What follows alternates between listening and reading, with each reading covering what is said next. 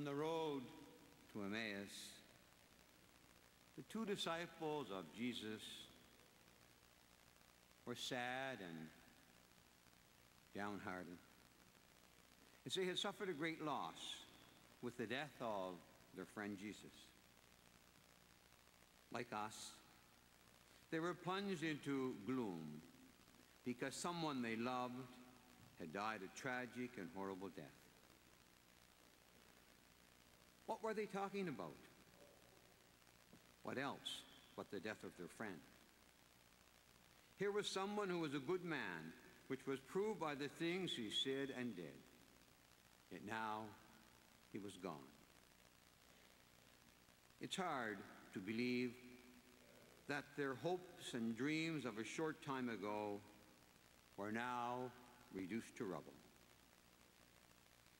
However, in their darkest moment, light came from the most unexpected source. Jesus himself, through the scriptures and the breaking of the bread, opened their minds to see clearly to the great mystery. This same Jesus joins us in our sorrow. He opens our minds, he opens our hearts to understand that beyond death there is life, and that he is still walking with us on our pilgrimage in life.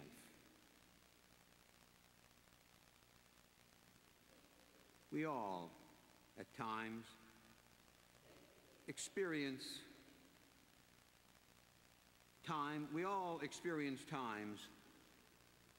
when the power suddenly and unexpectedly goes dead, is cut off.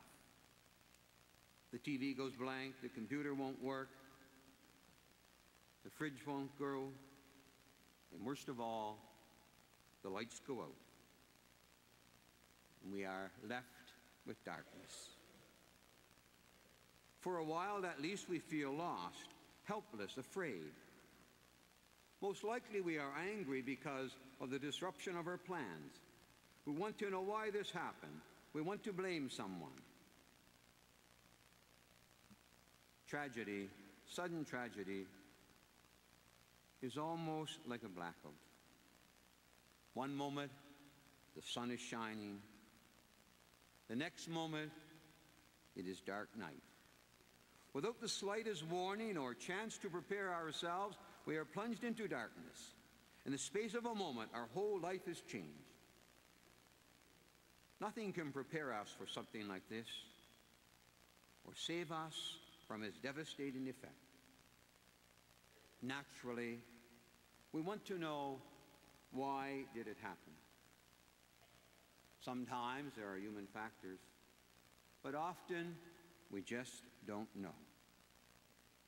However, there is often a tendency to say, it is the will of God. Let us be perfectly clear. God did not want this tragedy to happen.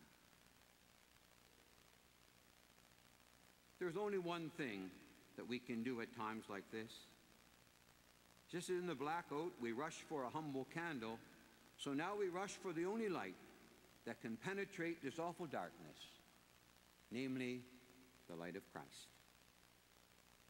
Last Thursday, the crew of the Cougar Helicopter going to work, as they had done very often, probably kissed their spouse goodbye, gave their children a hug, and said, I love you. I'll be home for Easter.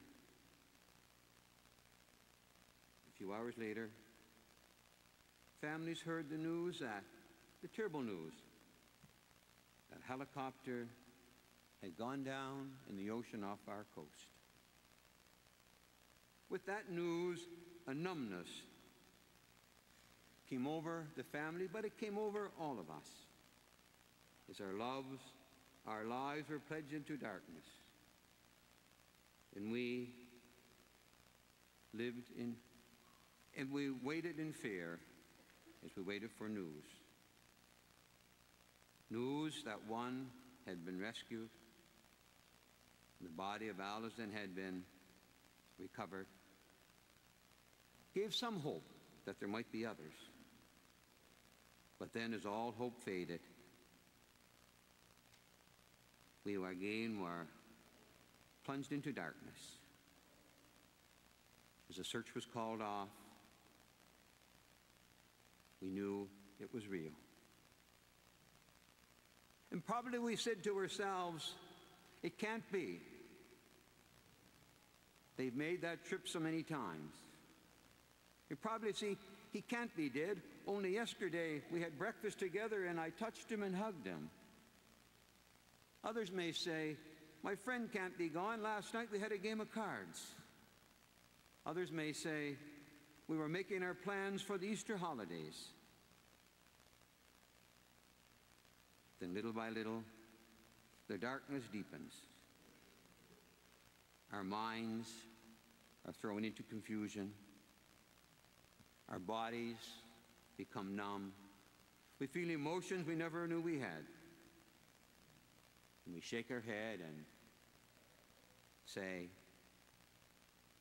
to ourselves, yes, they're gone.